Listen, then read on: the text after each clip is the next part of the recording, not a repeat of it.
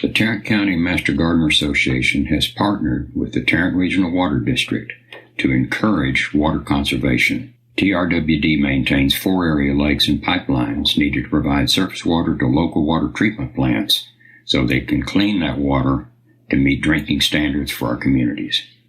They also work with many cities in Tarrant County, such as Fort Worth, Arlington, Mansfield, and many others, to provide water conservation programs to the community. Conservation is an important water supply strategy to help meet the needs of our growing population.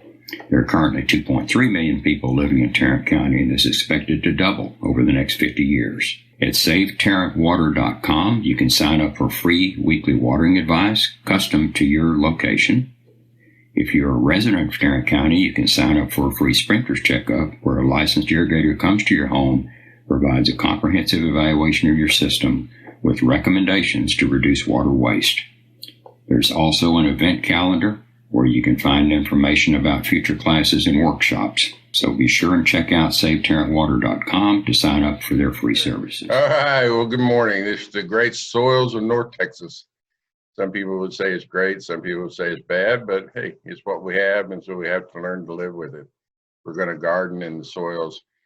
The soils are going to be the most important thing that we do when we're gardening, is to get them right and to improve them as much as we can, and then to just simply understand what they are and what they offer us. So my name is Steve Chaney. I'm the horticulturist here in Tarrant County. All right, Daddy, which is this, soil or dirt? You know, that's been a long discussion for many, many years. Is it soil or is it dirt? Dirt's what you get underneath your fingernails when you worked all day outside, and soil's what you actually grow your plants in. So today we're going to talk a little bit about soil, a little bit about the soils that we have here, what we can do with them, and how we can improve them in order to garden, hopefully successfully. And I think that's thing that we're all trying to do, our ultimate goal. It's not easy, but it can be done. You know, what is dirt? It's something that blows in the air every day, that comes in and gets in places that we don't want it. The soil is what we've got to do to get it out to grow in. Soil is an unconsolidated mineral or material on the surface of the earth, resulting from and influenced by the time, parent material, climate, organisms, and topography. It's a long definition for what soil is. Soil is actually what we grow our plants, our vegetables, our fruit, or everything that we grow it in the soil. And if we take care of the soil will take care of us. So average soil composition, you know, ideally we would like to have a pore space of 50% and a solids of 50%. So that means 25% ideally would be water, 25% would be air, 45% would be inorganic. That's all of the different minerals and materials that are all make up our soil. And then ideally 5% would be organic matter. You know, sometimes we get that, sometimes we don't. Majority of the time we don't have that kind of percentages. We have in the heavy black clay, we have very little air, and that's one of the reasons why it's so heavy and sticks to everything. And red clays, it's just hard and it cracks because we don't have enough water in it. And then, you know, we get some sandy soils and some of the other soils in there that are all different. But ideally, though, you know, when we get back to this part of what we're showing here is the 5% organic matter. That's a goal, a lofty goal to reach for, but it can be done. According to Texas A&M Soil Lab, the average homeowner in the state of Texas has 0.05% organic matter instead of 5%. So there's a long ways to go in order to get to that lofty goal of 5%. But again, it can be done. So don't give up on it. Don't think that you can't do it, because it definitely can be done. So anyway, we're going to talk a little bit about that today on how to get there.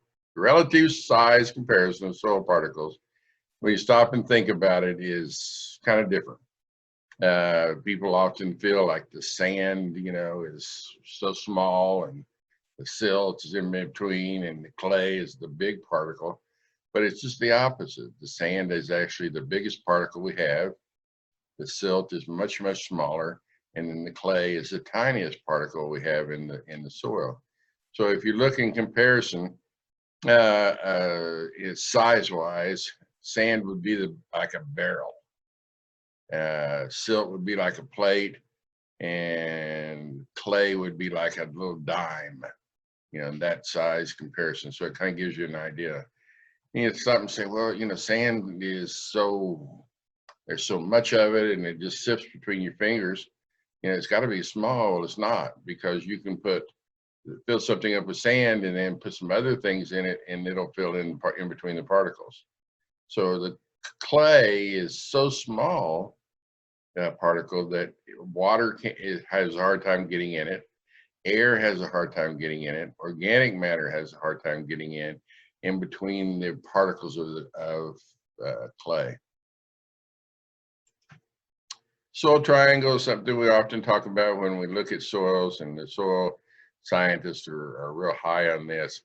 It just shows you the three different things that are involved in soil, and that's the clay percent, the silt percent, and the sand percent. So when you look at this, if it's completely clay, it's 100% clay. Or if it's got 50% clay, silt in it, it's a silty clay, or all the way down to silt. Or if it's 100% sand, or a sandy clay. Ideally, if we were going to find something that would be perfect, it would be somewhere in the middle, something in a loam, a little bit of clay, a little bit of silt, and a little bit of sand. Even get down to sandy loam, that's kind of one of those things you really hope for, but very few people actually have. But you can just look at the different percentages, and when you do a soil sample, which we're going to talk about in a few minutes, that is what they will tell you. They'll break it down on the soil triangle and give you percentages of what you have. So it may be coarse, maybe medium, maybe fine, maybe a combination of all the above.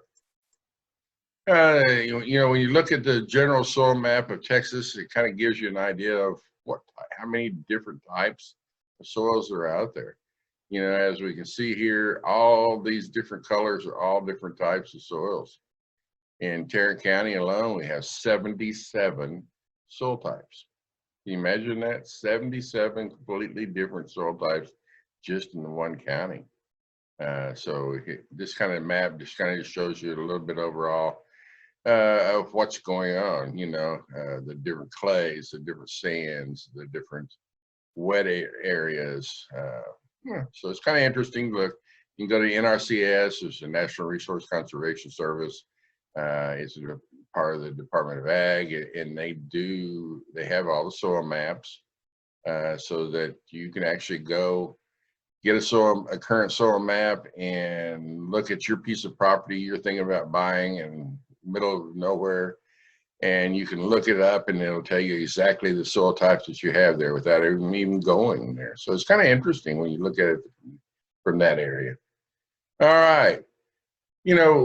We talk about, people call in the office all the time. They ask our master gardeners and they said, what should I do in my soil? Can I change this? What kind of fertilizer should I put in it?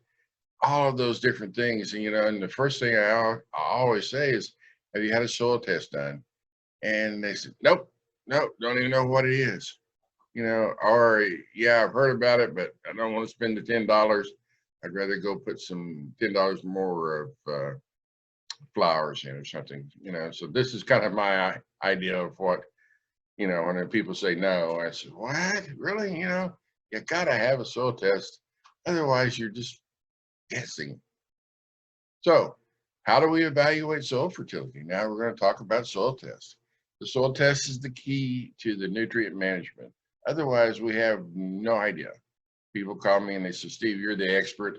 Tell me what kind of fertilizer I should put down. And my reply is, if you don't have a soil test, your guess is as good as mine. And they said, well, how can you be guessing? You're the expert.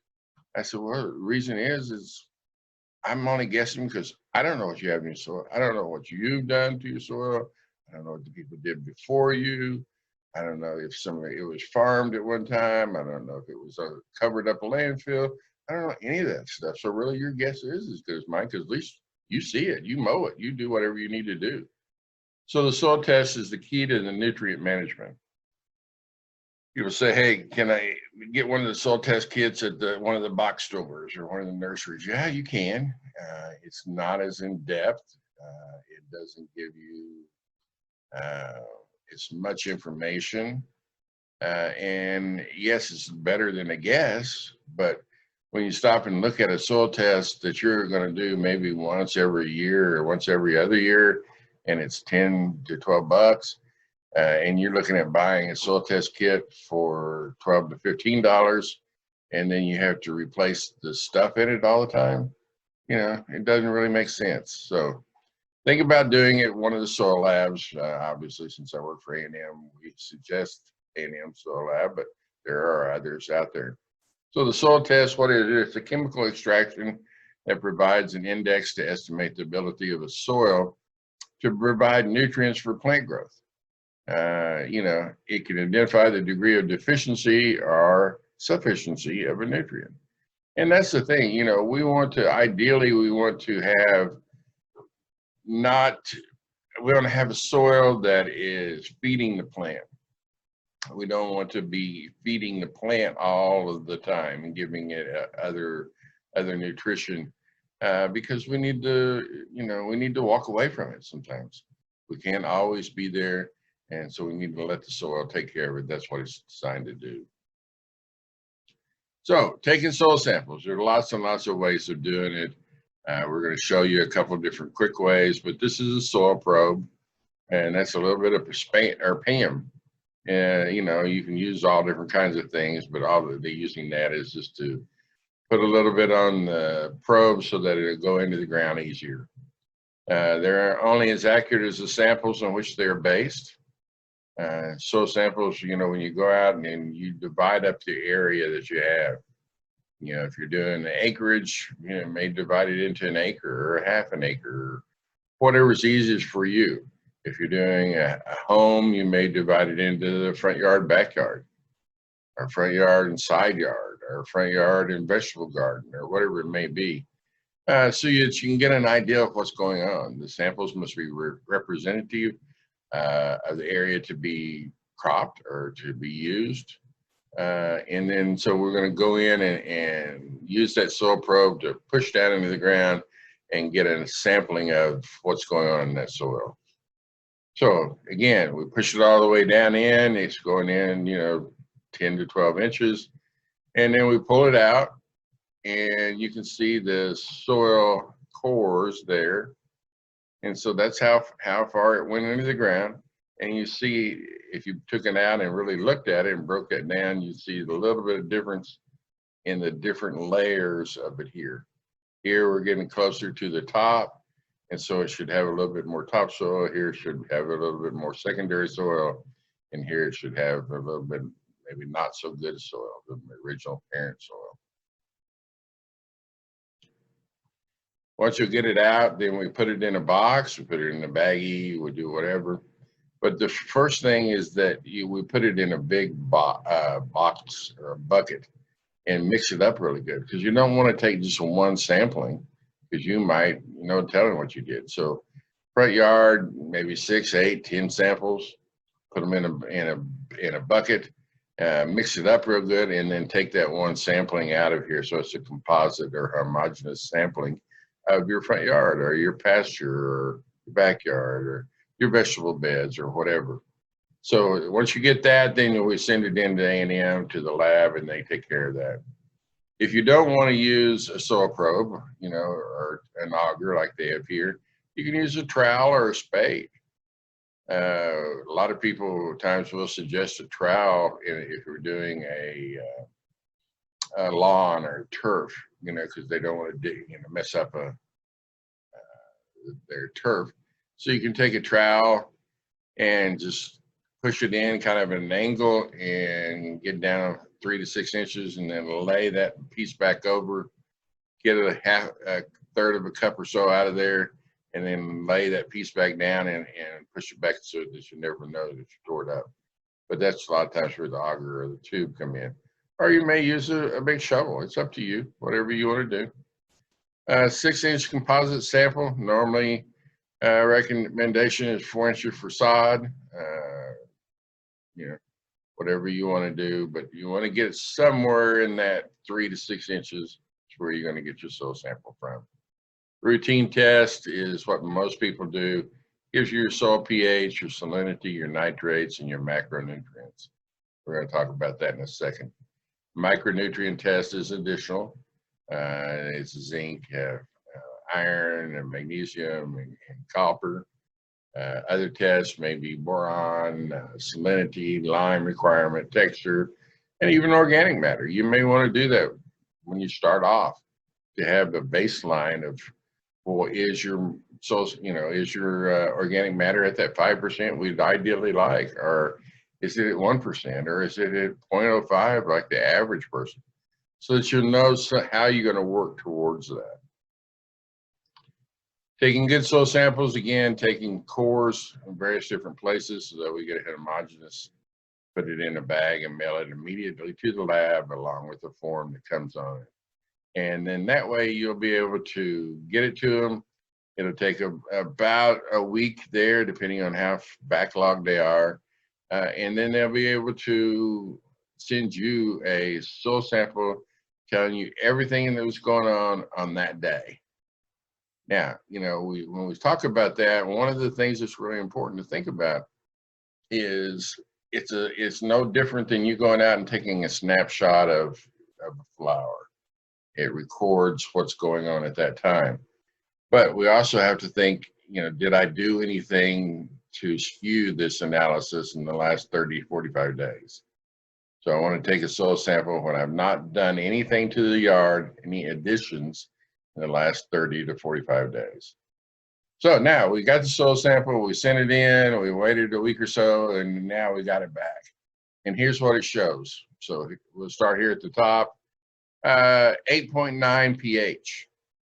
That's very, very strongly alkaline. It's not out of kilter for our area. As you get farther out west, it gets even higher sometimes.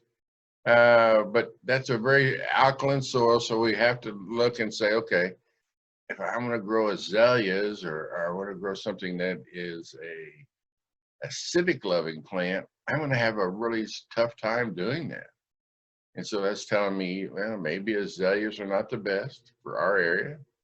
Maybe camellias are not the best. Maybe rhododendrons are not the best. Maybe I need to find a plant that likes alkaline soil a little bit more, but gives me that same color bloom or the same color foliage or whatever I'm looking at, because I can't change it very much. Conductivity is 138, so that's basically none. So that's showing you that your electrical conductivity of your water molecules in there are good. They're even and not really high. We get down to the first one as far as your nitrogen or your nitrates, that's 7 parts per million. So everything is in parts per million, ppm. And then you come over here to the scale and actually look at it, or the graph, and you can see that's very, very low. It's quite a bit low. And so we need to figure out how to get that higher. And so you come over here and they recommend 0.8 pounds of nitrogen per 1,000 square feet. So, if you roughly know that when you measured your yard that it was 2,000 square feet, then you need a 1.5 pounds of nitrogen. And we'll talk more about that in a minute. Phosphorus is at 10, and again, that's parts per million. The critical level where we would like to try to get it to so that our levels are right here on the critical level or right here below it, because the critical level just tells you that this is the point which no additional nutrients are recommended.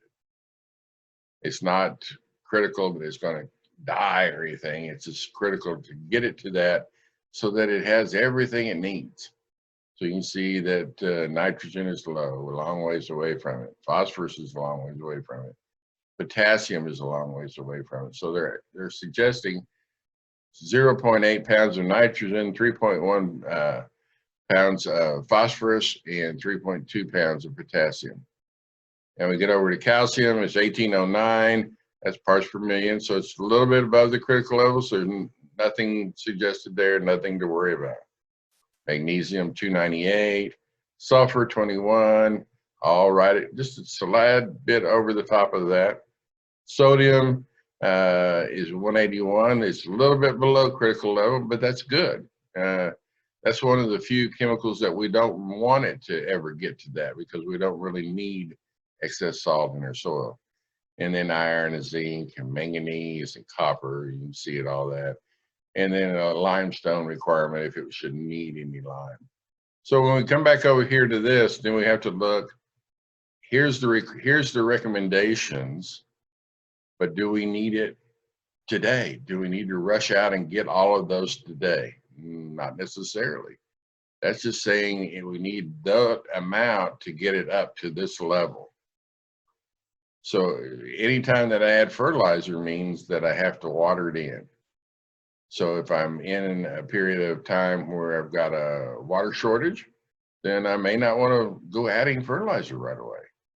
Or if I know that my plants are really suffering, I may go back in and add a third of it, or fourth of it, and do that, you know, and give it smaller meals out over a longer period of time to eventually get it there. But it's something to think about. Here's one for a garden. So again, it's, you know, here they're showing a crop garden. It's 7.4 pH, so it's just slightly alkaline, quite a ways below the 8.9. Conductivity is slight. Nitrate's 17, so it's better than that other one was. But this is now where a lot of times when you see an issue, phosphorus is at 1109 parts per million. Critical level is 50, so it's way, way over. It's almost to the excessive point. So we want to make sure that whatever we add, we don't add anything that has phosphorus in it. Potassium is 748. Again, that's almost the same. We don't want to make sure that we're not adding any phosphorus or potassium. Calcium is extremely high at 7,100. So that's telling us, you know, you look at what we have in the soil, maybe an issue of what kind of fertilizers we're putting, or what other soil amendments we're putting, or that we just have a very calcium-rich soil that we don't want to add any more to it. And then you get down here. At the bottom, it tells you, you know, apply an additional 1 pound of nitrogen square foot every 4 to 6 weeks as needed. Phosphorus is highly elevated. Avoid phosphorus-containing fertilizers and organics for the next 5 years. That's so high. They're telling you right up the front, for the next 5 years, you don't need to put anything down. And you might even want to retest it annually to make sure that, you know, it's not coming from somewhere else or coming from the water or whatever it may be. So again, that's what the soil samples are going to tell you. It's a fairly easy graph to read, and it's well worth the $10 or $12 that you took to pay for it. So we're going to talk a little bit about soil pH, the master variable. It's a measure of the hydrogen ion activity. So the pH scale goes from 0 to, or actually 1 to 14. 1 is the most highly acidic, 7 is neutral, right in the middle, and 14 is the highly alkaline. So remember that a pH unit change is a 10-fold change in acidity or alkalinity. So that means if I'm here at 7 and I go to 8, 8 is 10 times more alkaline than 7 was. If I went up to 9, that's 10 times 10. So 9 is 100 times more alkaline than 7. And consequently, if I went back the other way, it would be 10 times, you know, 6 would be 10 times more acidic, 5 would be 100 times more acidic. So it's kind of something to think about.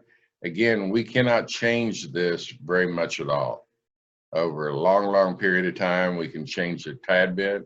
Over a short period of time, we're really not going to change it. So There's no sense if I'm up in that 8.9, like in that first soil sample way up here, there's no sense in ever thinking that I'm seriously going to be able to grow a highly acidic plant unless I put it in a container where I can control every bit of it.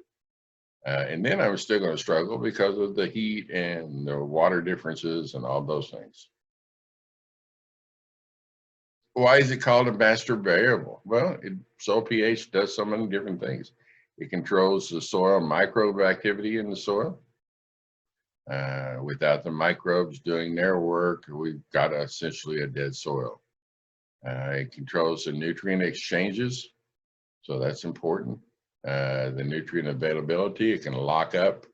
You may have all of a particular chemical you could ever use, but it's locked up because of the pH variable. The gaseous exchanges, the chemical degradation, and the CEC. So, range of alkalinity, to give you an idea, if we get to 8, which is that other one, that first one was 8.9, it's too alkaline for most plants to even grow. So that's 8.9 just right here. It's, it's going to be tough to do anything. It's a arid, semi-arid area. When we get down to 6 or lower, it's actually too acidic for most plants. There are some that like it. Blueberries love it. Strawberries, rhododendrons, some of those things really like that, but they don't like it too low. So it's kind of looking and understanding what the pH is telling you. So here's the pH measurement scale, which I thought was kind of interesting. If you get up down into the 0, that's the same thing as battery acid or hydrofluoric acid. I mean, it'll just eat it up. 1 is hydrochloric acid. 2 is lemon juice or vinegar. 3 is grapefruit. 4 is tomato juice. Soft drinking water is 5. Urine or saliva is 6. Pure water is 7. And you think pure water, that's got to be great. Well, sometimes it's not, because in order to get pure water, you're taking everything out of it. And you put it in some of the, pure water in some of the old cast iron pipes and stuff that we used to have, and it'll destroy them because it tries to pull all the minerals out of the construction of it in order to not be just pure. So you get up into 8, that's seawater, 9, baking soda, all the way up into bleach and liquid drain cleaner. So if you got something in at 14, we're in trouble. So don't worry about that. I've never seen that except in a lab. All right, relations to pH. We talked about the availability of nutrients. This is kind of interesting when you think about it.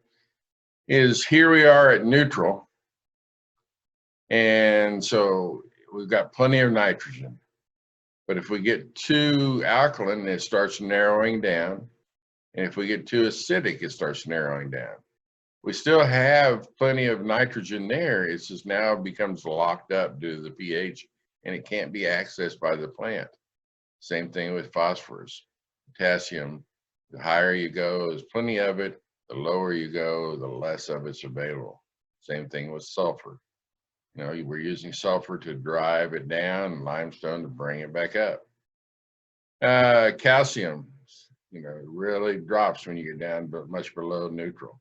Magnesium, molybdenum, iron. And iron's I always thought was kind of funny, is that the higher the alkalinity becomes, the harsher, less amounts of iron are available. But when we look at the really high alkaline soils, the majority of them are red. And you think, okay, well, why are they red? It's because they have an excess amount of iron in them. But as you can see, neutral's here, 7, and basically from 7 up, there is no iron available. So it just locks it up because of the pH. And so that's where we have to do iron amendments in order to keep it from having an iron issue. Same thing with manganese, boron, copper, and zinc here. All right, now we talked about soils, we talked about dirt, we talked about pH, we talked about soil samples. Now, okay, we're going to talk about how do we fix it. So here's some of the types of soil and natural amendments for making your garden healthy and ready to go. And I think most people really like the natural amendments. Most people like the organic methods, and that's great. It doesn't mean that if you choose to go inorganic, doesn't mean that you're a terrible person or anything. It just means that's the way you chose to go. So we're going to talk a little bit about some of the natural amendments and some of the natural ways of doing it. So the number one, the best way is compost. I mean, that's just simply adding organic matter to you. So, when we can buy it in bags, we can buy it all different kinds of things, but somebody has to make it. You can make it in your backyard, and that's fine. But if you need lots of it, you're going to have to get it in a commercial facility. So these are commercial windrows, and it's just long rows that the wind can kind of move around a little bit, room in between for a tractor to go up and down. Some of those can be 6, 8, 10, 12, 15 feet tall. And the tractor goes down here and he turns it to the left or turns it to the right, depending on how he's got his blade set. And it sits there and starts breaking down for X amount of time. And then they'll come along again and turn it again, either left or right, so that the bottom becomes the top and the top becomes the bottom to help keep it from breaking down to finish and make good compost. Home compost, same thing. It's just in a lot smaller area, a lot smaller quantity. It's just simply broken down, decomposed organic matter. It's a soil enrichment product. You can't beat that. That's hands down, that's the best soil amendment you can do. That's just adding organic matter back to the soil. And the reason you say, well, why is it so good? At some point it was alive. It was a leaf, it was a twig, it was a branch, it was some fruit or whatever it may be. So it has all of those nutrients that we need for the plant to grow already there. And so we just decomposed it, put it all in there so that we can use it again. Home composting. So, this is a long, lengthy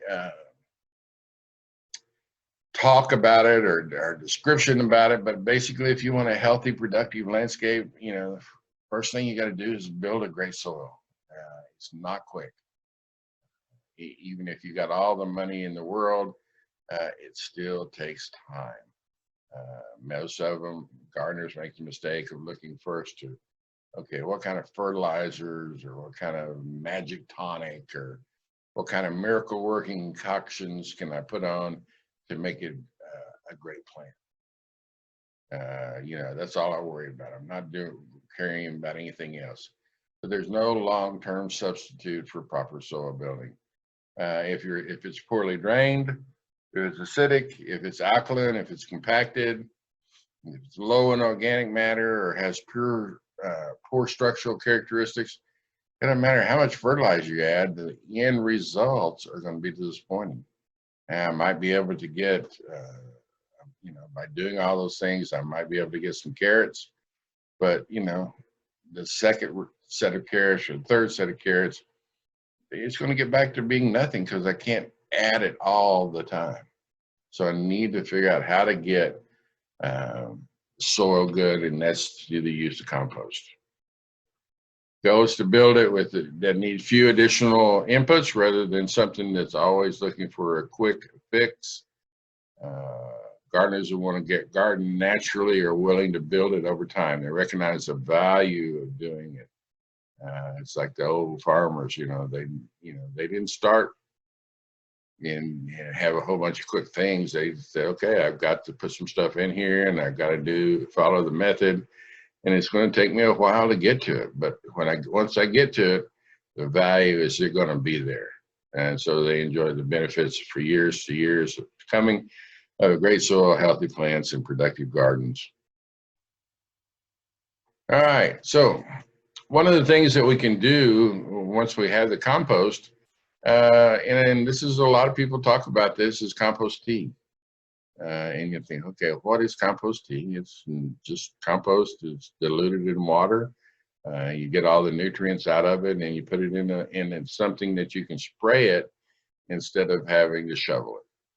So here is a compost tea digester, more of a commercial situation. And it's kind of, you know, people say, well, tell me more. And it's kind of like making the old thing of making sun tea. When we were kids, you know, they put the tea and the water and all the stuff in great big glass jugs and put it out in the sun and let it sit out there all day and to make tea. Same kind of thing. We put the compost in, we put it in some kind of a bag, just like a tea bag would be. We put it in with water and we put it out in sunlight and close it up, and then we let it go and let it leach all that good stuff out of there. And so it becomes something that we can easily apply. Yeah, you may not have a big one like that, so you may have to go something smaller. So here is, on your left, is a semi-commercial. It's, you know, still done by a homeowner, but it's a little bigger than normal. Here's a smaller one, more of a homeowner size, where you can put it out and, you know, add the water to it and add the things to it. You've got some vents, and then you open up the piece down here and let it come out into your jug or whatever you're going to spray it with. And that's a great way of doing it. Now, if you got a big garden, or you got a farm, or something, and you may want to put it in a great big spreader. And then that way you can drive down and spray acres or hundreds of acres, or even an acre, as opposed to just going out and spraying, you know, 100 square feet in your backyard. One of my favorite ways of doing composting or adding organic matter to it is just spreading the finished compost over a soil. So if I know that I want to make a new bed, or I want to make a new garden bed or whatever, I go out and it's all grass right now. I don't want to have to go use chemicals. I just simply go out, mow it low, and put some newspaper and cardboard over it, and then put a lot of finished compost over the soil, spreading chopped up non-composted materials over it as well, and just kind of make a lasagna effect across there. Water it in good, and then just walk away. You know, that way I don't have to do a lot of digging. I don't have to do a lot of tilling. I don't have to do a lot of work. I just walk away. And then that breaks down. And then in 3 or 4 or 5 months, I can come back and I can just dig right into it and plant my plants, and I don't have to worry about it. So it's a great way of doing it. So sheet composting, look at it and see. So we talk, you know, soil amendments, what's the best? You know, obvious organic matter is, as the decaying remains of plants and animals, as it decomposes, it releases all the nutrients that we need that are absorbed by the soil-dwelling microorganisms and bacteria. And that's what we want it. That's what we want it to be. So again, you know, that's got to be the best one. But there are plenty more. So we can do compost. We could do shredded tree barks. We could do sphagnum peat moss. We can do manure. You want to watch when you're doing manure that we suggest a cow, sheep, chicken, horse, rabbit. And the simple reason is because all of those animals eat other grains and other plants. We try to stay away from the manure from you know, a meat eater or carnivore. It's not that it doesn't work, it just has a lot of other things that can sometimes cause issues. Leaf mold, maybe even a little bit of wood ash. You know, if it gets a really cold winter and you burn a lot of firewood, then you may have some ash, and what are you going to do with it? But be sure and put this sparingly, because it can really cause an issue if you're not careful. All right, how do I turn good clay, or is it good? But that's primarily what we have. How do I turn it into a growing soil? So get your soil tested, add the suggested amendments to your soil that the soil test tells you. Clay soil may also need some secondary macronutrients such as calcium or sulfur or magnesium. Again, the soil sample will tell you that. Consider using a winter cover crop such as annual rye or any legume over it so that it sets there growing something during the winter, but something that's going to push something back into the soil. It's going to put nitrogen back in the soil. It's going to put minerals back in the soil. We're not harvesting it. We're simply growing it so that we can turn it back under in the soil. When starting new beds, consider using the lasagna method like we talked about on the sheet composting so that you have different layers. What does it mean, amending your soil? It means simply putting material back into the soil, changing the physical nature of it, reducing compaction, aerating the soil, allowing water and nutrients to move easily through it and reach plant roots. That's a big thing. The more that we can do that, the better off our soil is going to be. Better off our soil is going to be. That means the better off our plants or whatever we're growing is going to be. What soil amendments do you need? We talked about compost. We talked about compost tea. But we talked about a lot of different things, but there are plenty of other things there. So lime, it raises the soil pH, and maybe you're in the oddball category in our area in North Texas that actually has a low pH. You may need to raise it a little bit, or you may want to put sulfur on it to lower it a little bit. You may increase the acidity with using a little gypsum. It improves aeration of compacted soils, helps it to drain better. Perlite improves aeration, drainage. Vermiculite improves moisture retention and aeration. So there's lots of different things you might think of. You may want to have some different kinds of fertilizers. This is just a small list of some of the natural fertilizers that are out there. Alfalfa meal, great addition. Adds 3% nitrogen, so it just gives it a little taste, a little bit of something adding to it without having too much. So we don't have to worry about putting a lot of water on it because we're worried that it's going to burn the lawn or burn the plants. Blood meal, 12% nitrogen, so that can be good. Bone meal, 12% phosphate or phosphorus. Corn gluten meal, 10% nitrogen. Cottonseed meal, 6% nitrogen. Feather meal, and we'll talk more about this in a minute, but it's a very, very slow release, 12% nitrogen. Fish meal is 10%. Fish emulsion is 5%. Green sand is 5% potash, or it's a very slow release. Kelp meal, gypsum, lime, soft rock phosphate, potassium magnesium sulfate. So there are lots and lots of natural fertilizers to think about. So here we are and talk about a few of them. It's just kind of what you see when you go to the stores or you go to some of your organic markets. You may have feather meal. Feather meal is made from feathers, obviously is what it says. So it's when they clean up in a chicken house or a duck house or whatever. And it's 12% nitrogen. You may have cottonseed meal when they're processing the cotton and the rest, leftovers from the seeds and stuff. It has a little bit of nitrogen, has a little bit of phosphorus, and even a tad bit of potassium. Fish meal, leftover from when they're canning up all of the tuna or whatever it may be. So that can be good. A lot of people talk about adding humic acids back to it. And that can be good on a big thing. It's a natural, highly concentrated source of humic acids, ideal for use on fields and turf. It increases and enhances the nutrient uptake, stimulates good microbes in the soil that greatly benefit the plant health. And so that's usually done in a liquid form and sprayed on, but it can be done in a pelletized form as well. So that's something you may want to think about. We talked a little bit earlier about green sand. Green sand is good. Is it the first one to add? Probably not, because there are other things maybe a little better. But that may be something to fine tune a particular soil. Soybean meal, processing soybeans. Blood meal, a lot of good nitrogen there. Then I got all the things. One of the neat things that we've from A&M have used and talked about for a long, long time is expanded shale.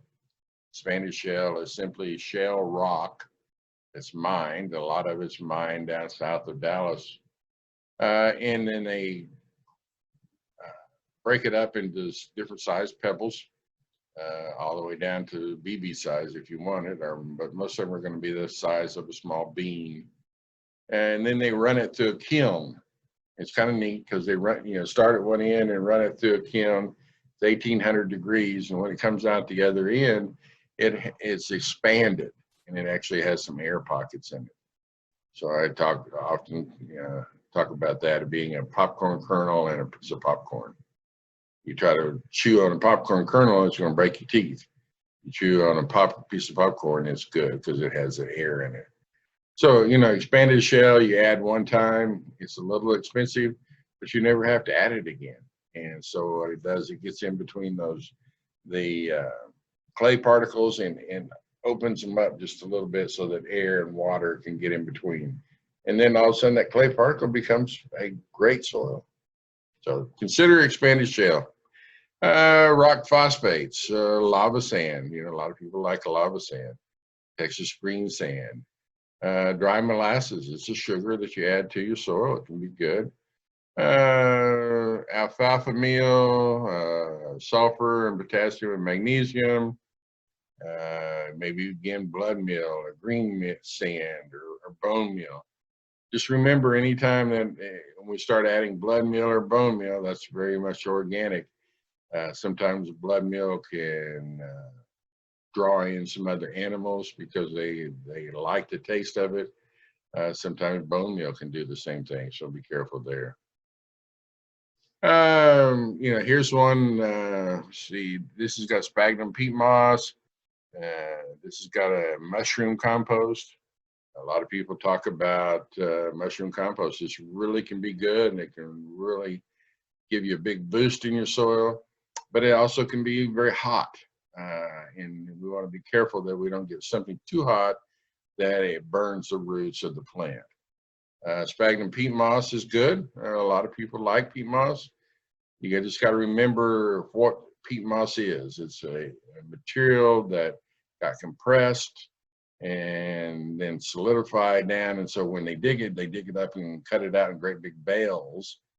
And then you pull it apart. You buy a bale of it, you pull it apart, shred it, and then you soak it forever trying to get it hydrated. Once you get it hydrated, it's really good. It holds a lot of water. But if it ever gets dry and you have it out here in the middle of it, you mixed it in out here and it gets too dry, then you may have pockets that you can't get rehydrated. So you be careful on using that. Again, the mushroom compost is a great addition as well. Great gardens begin with great soils, and it takes somebody working it to get there. It doesn't come overnight. All right, so we've talked about what kind of soils we have. We talked about some of the amendments. We talked about soil samples. We talked about some of the things that are there. Now, one of the things that we've got to do sometimes is to get it in there. We can do the sheet composting where we just let it sit, but sometimes we have to go in and till it. So here's the advantages of tilling. Fast and easy way to mix soil or add organic matter. It's a great way to aerate the soil, and it's a great way to get nutrients released. So you think, wow, okay, then I should go out and till everything, right? Well, not necessarily, because the disadvantage is it destroys the soil texture. And so you stop and think about it. You got soil texture built, you've got earthworms, you've got all these different things in there. And now all of a sudden we come in with this great big tiller that's just tearing everything up. So it can actually cause some more issues than it sometimes is worth. It'll tear up earthworms, it'll tear up other soil life. Every time that we've got the organic matter down into the soil, and then we go in and till it, we bring some of that back up to the top. Well, then that starts breaking down faster in the heat and or water on the top, so it actually makes the water soil matter deplete quicker. Brings the weed seeds to surface. You know, we've got plenty of weeds in the ground. You know, we think we got them under control, and then you go out there and you till your garden up, and you come back, it gets a little bit of rain, come back out there a couple of days later, and you find out, you know, I got weeds everywhere. Where'd they come from? Well, it's because we tilled and brought it to the soil or to the top. And then last but not least, it can create a hard pan, because if we have a really heavy clay and that goes down, you know, feet and feet and feet, and we go in and we till down 4 inches or 3 inches or 6 inches, and then we stop there because that's as far down as the tiller gets, then we have this nice soil on top. Sometimes we'll create a hard pan underneath there where, you know, we've got a hard pan here and we've got the 6 inches of soil up here, but it's just like having concrete or creating a bathtub down here. So we want to make sure that we don't do that. So if you can, stay away from tilling as much as possible. And, you know, yeah, it's quicker, but it's not always the best. If you're going to till it in, you till in raw organic matter, such as manures, leaves, straw, sawdust, any other kind of organic matter you can find, and put it in the fall when you're not going to do anything. You're just going to let it sit there and break down and get really comfy and take a long nap, kind of like a bear during the winter. You know, and then ready to come out. Bear comes out in the spring. He's hungry and kind of in a bad mood because he hadn't eaten anything for several months. So, you know, that, and there's nothing much left. After everything is broken down, that's what you got. So it's going to come out and it'll be ready to grow. It'll be ready for some soil amendments. It'll be ready for some care. And then you can go. So also can be turned in with a garden fork. Sometimes that's better than using a tiller. Mulching it, you know, once you get it all amended and you get everything ready and you get it planted, you got to mulch it. Whether it's a vegetable bed, whether it's a flower bed, it's a, you know, whatever, you know, mulching is extremely important. Even if it's in a pot, a container, you know, mulch it. Biggest thing is it deters weeds. You know, because if it's mulched heavy enough, there's no sunlight hitting it, then you've got very, very little weed growth. Moderates the soil temperature. We want to keep the soil temperature as low as possible, especially during the summer, because, you know, you get 105, 110 degree day, and you got a soil that's not mulched, this is bare to the sun. The temperature of that soil, the top 2 or 3 inches, can get up to 140, 50, 60 degrees, and that'll burns all the roots up. It protects the soil structure, helps prevent erosion, acts as a barrier between soil-borne disease organisms and plants, conserves soil moisture, which we definitely need, so that we can mediate that soil temperature, you know, moisture at all times. Enables the roots to use the top portion of the soil, keeps produce clean in vegetable gardens, and increases the number and activity of beneficial microbes in the soil. Because that mulch ends up breaking down, and you've got a ready-made compost right there waiting for you. All right, you want to protect your healthy soil. You may want to add some additional organic matter. You may want to use organic fertilizers or non-organic fertilizers. You know, and there's always that discussion, which is best. That's up to you. There's no better way. There's no best way. Because if you break it down into the purely scientific form, the plant does not know the difference between an organic or a non-organic fertilizer. It has to chemically change what's in there in order for it to be able to be uptaken in the form that the plant can take. Now, is a organic fertilizer better for the environment? Quite possibly. Is it better for what you're eating or consuming? Quite possibly. But again, you know, if you choose to go organic, that's great. If you choose to go inorganic, that's fine too. You know, the world's not going to end. Moderate use of chemical fertilizers, if you're going to use chemicals, you know, the least that you have to put in. minimal tilling. Don't step and trot on the soil, because the more you walk on that soil, the more compacted you make it. Be sure and mulch it. And then again, if you're going to have to use a pesticide, use it only when necessary, and use the least toxic pesticide. People call and they say, well, I have aphids or I have whiteflies. What do I use? And I always tell them, put a nozzle, a high pressure nozzle on your hose and use some water first. See if you can wash them off. And I said, well, where do they go if I wash them off? They're going in the soil. Or don't they come back? Yeah, they do, some. But if you wash them off enough times, eventually they'll say, hey, I'm done with this guy's yard. I'm going next door, because he doesn't even have a hose. And then leave you alone. So, something to think about. Microbes feed your plants. Again, like we talked about at the beginning, we want to feed the plants.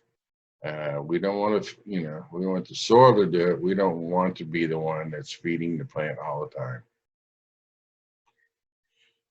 There's a lot of ways of doing it. Additional, if you don't want to use fertilizers, you don't want to use all those things. So a lot of times we'll do cover crops that let the plant itself fertilize the soil and to help amend the soil. Peanuts are a great thing. We grow this big heavy cover crop of peanuts. We harvest a few peanuts or get what we want. And then at the end, we turn all of this nitrogen fixating material all back into the soil. And then it just breaks down and becomes compost and enriches the soil. We may want to do other green manure crops, hairy vetch. We may want to do ryegrass or cereal ryegrass. Let it grow, and then when it's time to put it under, you just till it back under or turn it back under, and away you go. And it has helped her a lot. Continuous mulch technique is a different way of doing it. You just keep mulching over your beds and in the walkway year after year after year after year with just leaves or whatever clutter you might have. And it just gradually turns into compost over the years. The neat thing about it is you got a place to walk that you're not compacting the soil too. Get your boots as dirty. And so here is a way of doing just in-garden composting, where you're just taking rows of it and we're not planting and just putting leaf litter. You can build raised beds and fill the trenches with leaves, and that works really well. There's lots and lots of leaves there, and then you just keep packing them in. So when you're walking on them during the winter, it keeps your boots dry, not muddy, and then you grow in that raised bed. And then the following year, you just turn it back over the other way. So you can walk on them. You can add more leaves as the walkway sink down over time. And it's a lot better than sending the leaves to the landfill. It creates an all-weather walkway. After a few months, the walkway organic matter is decomposed and ready for use as mulch or a soil amendment. It's a great way of doing it. It's inexpensive, and you just dig it up and use it. Here it is, the original soil there. Compost may be used in garden, hauled to another spot, and then you just do it again. Refill the trenches, add more leaves, other organic matter, and begin that cycle all over again. So we've got bad soil. Here's where we started. Here's where we are when it's all over. Something that'll grow, something that'll keep everything healthy, and something that you can enjoy. So you got to tell me, you want your yard to look like this, or you want your yard to look like this. Healthy soils are not an accident. It takes work, it takes time, but once you get up there, then you can sit back and enjoy all the work that you did. So last thing is to think about it when we look, we talked about growing vegetables and flowers and all those things, but look at our turf. So a lawn with a hard compacted soil and shallow root growth here, and so that's what, then we get a cold or we get drought. That's why your grass dies so quickly, because the roots are very, very shallow. If you go in and amend it and aerate it down, pour some cores out, put some soil amendments down in there, then now all of a sudden that is much healthier turf. The roots can grow, you know, look at it, 1, 2, 3, 4 times as long and as deep, and so they're healthier.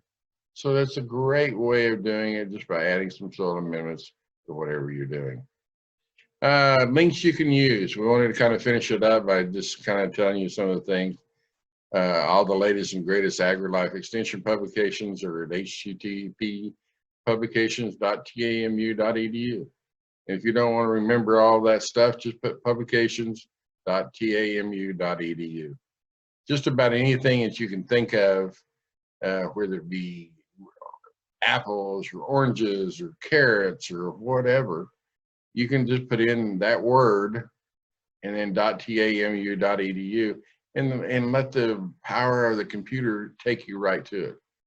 If you want to go do soil testing, you can go to the soil testing lab. They also do water testing and forage testing. So just simply put soil testing, all one word, .tamu.edu. You can go there and find all the forms you need. Do it any middle of the night if you're interested, instead of having to wait and call us at the office. We'll be glad to send it to you, but you can download it straight from there and it tells you how to do it. So last but not least, that's it, folks. That's it in a nutshell on how to take the soils of North Texas, make them useful, make them something that you can enjoy. Takes time, not necessarily a lot of money, but it takes time. But if you take the time to do it, you'll enjoy it. And that's it. Thank you.